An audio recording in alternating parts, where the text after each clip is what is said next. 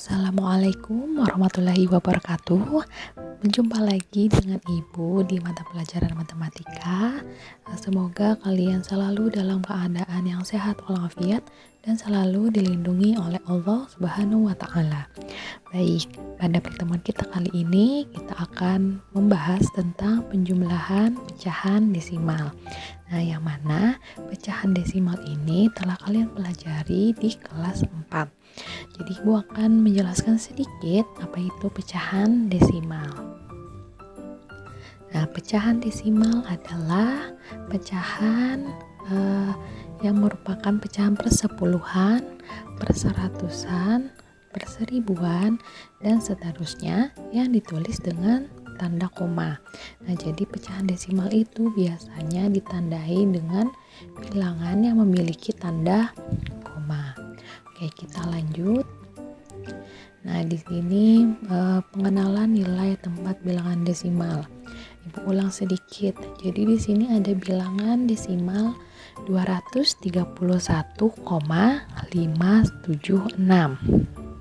Yang mana 2 ini disebut dengan ratusan, lalu yang 3-nya disebut dengan puluhan, 1 disebut satuan, dan yang di belakang koma ada 5, 7, dan 6. Jadi satu angka di belakang koma yaitu 5 disebut dengan persepuluhan. Lalu 2 angka di belakang koma yaitu ada bilangan 7. Yang mana 7 ini disebut dengan perseratusan. Dan 6 itu adalah bilangan 3 angka di belakang koma. Nah, ini disebut dengan bilangan perseribuan. Kita lanjut. Nah, di sini ada langkah-langkah untuk menjumlahkan pecahan desimal. Jadi, cara untuk menjumlahkan pecahan desimal dapat menggunakan cara bersusun ke bawah agar menjadi lebih mudah. Jadi, cara untuk menjumlahkan pecahan desimal ini menggunakan penjumlahan yang bersusun ke bawah. Langkah-langkahnya seperti apa, Bu? Oke, yang pertama, jadi yang pertama kita letakkan dulu angkanya sesuai nilai tempatnya, dan tanda komanya itu harus kita luruskan atau kita sejajarkan. Lalu yang kedua, kita jumlahkan setiap angkanya seperti pada penjumlahan bersusun ke bawah. Ya, jadi untuk menjumlahkan pecahan desimal ini kita menggunakan penjumlahan yang bersusun ke bawah. Lalu yang ketiga, jangan lupa untuk menuliskan tanda koma setelah kita menghitung hasil dari penjumlahan bilangan desimal. Sampai di sini, apakah kalian memahami langkah-langkah untuk menjumlahkan pecahan desimal? Nah, setelah kalian menyimak langkah-langkahnya, kita lanjut ke contohnya. Nah, di sini Ibu ada contoh penjumlahan bilangan desimal. Nah, di sini contoh yang pertama ada 0,37 ditambah dengan 0,35. Nah, tadi apakah kalian ingat langkah atau cara untuk menghitung penjumlahan bilangan desimal? Nah, jadi untuk menjumlahkan bilangan desimal ini kita menggunakan cara penjumlahan yang bersusun ke bawah. Maka dari itu kita dapat menulis seperti ini. Nah, di sini ada 0,37 dan 0,5. Jadi kita susun ke bawah. Kita beri tanda tambah. Lalu selanjutnya apa? Apakah kalian ingat selanjutnya? Jadi selanjutnya kita perhatikan, kita harus sejajarkan komanya lurus seperti ini. Jadi ingat, komanya ini harus lurus sejajar. Oke.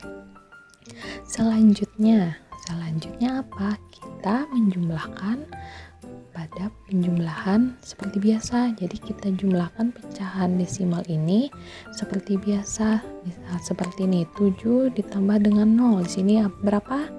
Sini 7. Nah, seperti ini. Jadi 7 ditambah dengan 0 hasilnya 7. Lalu 3 ditambah 5 hasilnya 8. Lalu 0 ditambahkan dengan 0 hasilnya 0. Nah, setelah kita dapat 0, 8, dan 7, jangan lupa kalian tambahkan koma sejajar dengan yang di atasnya. Didapatlah hasil 0,87. Nah, jadi 0,37 ditambah dengan 0,5 sama dengan 0,87.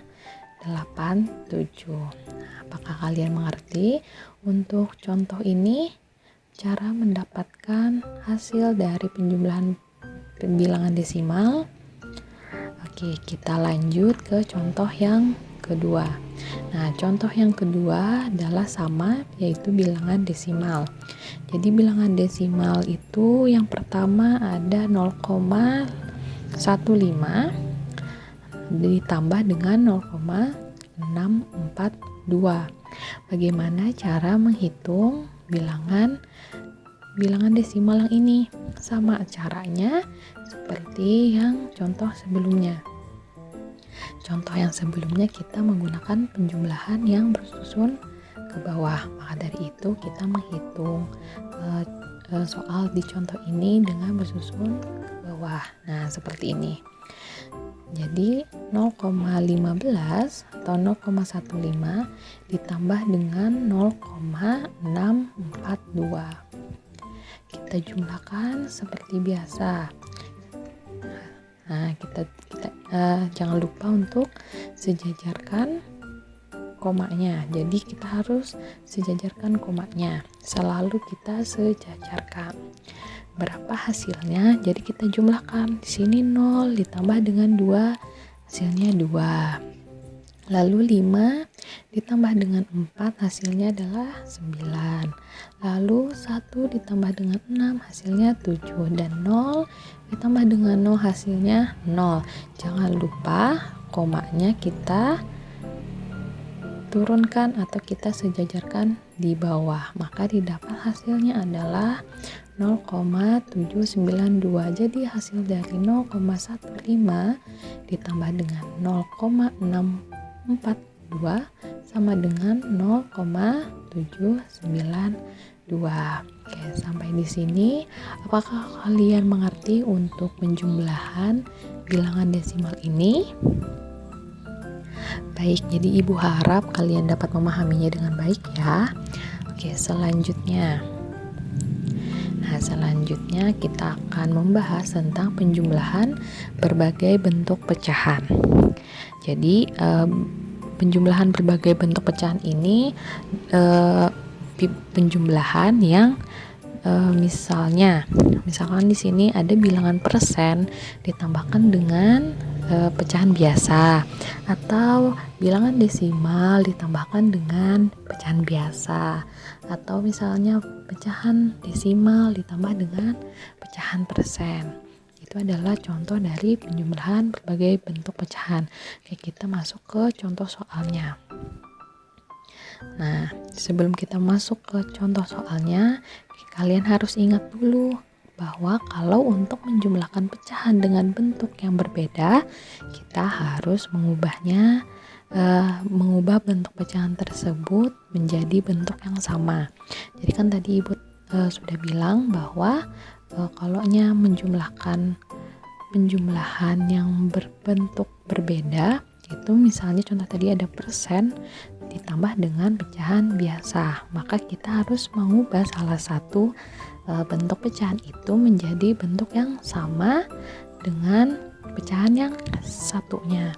Contohnya seperti apa? Contohnya seperti ini. Nah, di sini ada contoh soal yaitu 25% ditambah dengan 1/2. Nah, sini kalian lihat bahwa 25% ditambah dengan 1/2 merupakan bentuk pecahan yang berbeda, yang mana 25% ini adalah bentuk pecahan persen dan 1/2 ini merupakan pecahan biasa. Nah, di sini untuk menyelesaikannya terdapat dua cara yang mana kita boleh mengubah salah satunya. Jadi cara yang pertama ini kita ubah dulu persennya menjadi bentuk pecahan biasa, karena yang satunya atau pecahan yang satunya itu merupakan pecahan biasa. Jadi kita ubah dulu 25% ke pecahan biasa. Nah, di sini 25% kita ubah menjadi pecahan, yaitu terdapat tulis menjadi 25/100. Jadi 25% itu untuk menulis pecahan biasanya itu menjadi 25/100. Nah, kita akan menyederhanakan pecahan persen ini. Jadi kedua penyebut dan pembilangnya kita bagi dengan 25. Nah, setelah dibagi 25 didapatkan hasil 25 dibagi dengan 25 hasilnya adalah 1.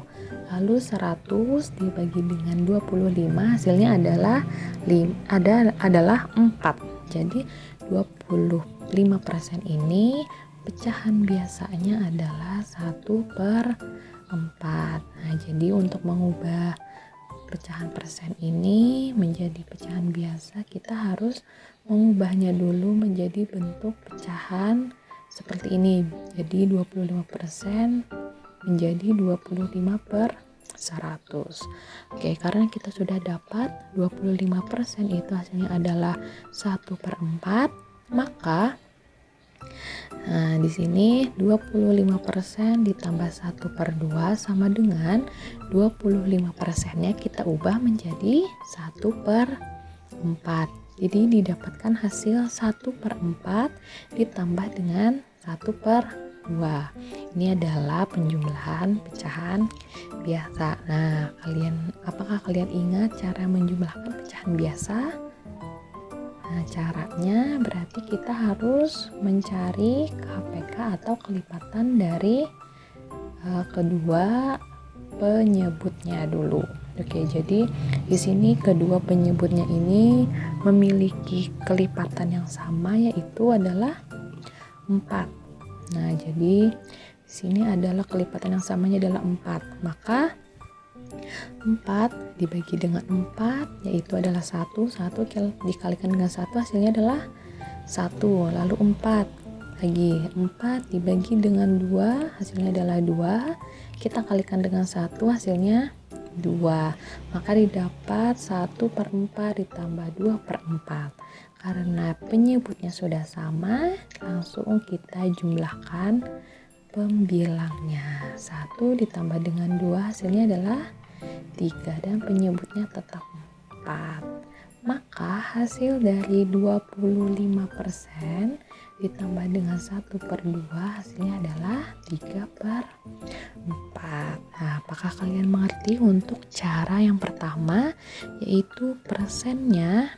Yang persen di sini kita ubah menjadi pecahan biasa. Oke, apakah kalian mengerti?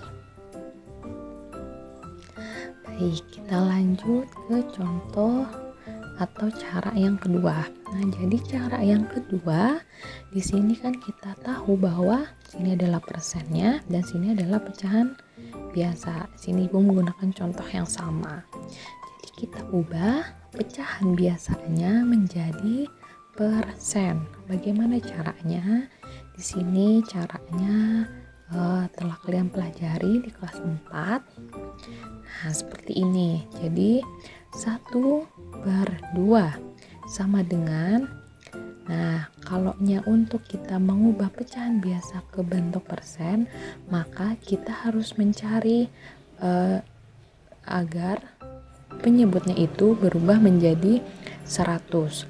Nah, 2 dikali berapa supaya hasilnya 100? Nah, jadi 2 supaya hasilnya 100 harus dikalikan dengan 50. Berarti kedua penyebut dan pembilangnya ini harus kita kalikan dengan 50. Maka 1 dikali dengan 50 hasilnya 50. Lalu 2 dikalikan dengan 50 hasilnya 100. Maka 50/100 hasilnya adalah 50%. Nah, jadi dapat kita tulis bahwa 25% ditambah dengan 1/2 sama dengan 1/2 nya kita dapat bahwa hasilnya adalah 50%. Jadi 25% ditambah dengan 50%. Jadi 25% ditambah dengan 25% ditambah dengan 50% hasilnya adalah 75%. Oke, sampai di sini apakah kalian dapat memahami penjumlahan berbagai macam bentuk pecahan? Oke, Ibu harap kalian dapat memahaminya dengan baik dan dapat menerapkannya pada soal-soal yang selanjutnya akan Ibu berikan. Oke, nah di sini ada soal latihan. Jadi soal latihannya ini ada 4 soal yang mana nantinya kalian akan jawab dan kalian kumpulkan melalui Google Classroom masing-masing kelas. Nah, jangan lupa untuk menuliskan nama kalian di pojok kiri atas kertas kalian yang kalian kerjakan di buku kalian. Lalu jangan lupa untuk menuliskan nama kalian di kolom komentar pada saat kalian mengumpulkan tugas di Google Classroom agar Ibu bisa mengetahui siapa yang mengumpulkan tugasnya. Oke, jadi untuk mengerjakan latihan ini kalian harus teliti, kalian harus mengetahui letak-letak koma-komanya. Jadi apa sih yang harus dikerjakan pertama kali? Oke, sampai di sini dulu pertemuan kita kali ini. Terima kasih atas perhatiannya. Jadi untuk pertemuan selanjutnya kita akan membahas materi pengurangan pada pecahan. Oke. Ibu akhiri pertemuan kita kali ini. Semoga kalian dapat memahaminya dengan baik dan sampai bertemu di pertemuan selanjutnya. Wassalamualaikum warahmatullahi wabarakatuh.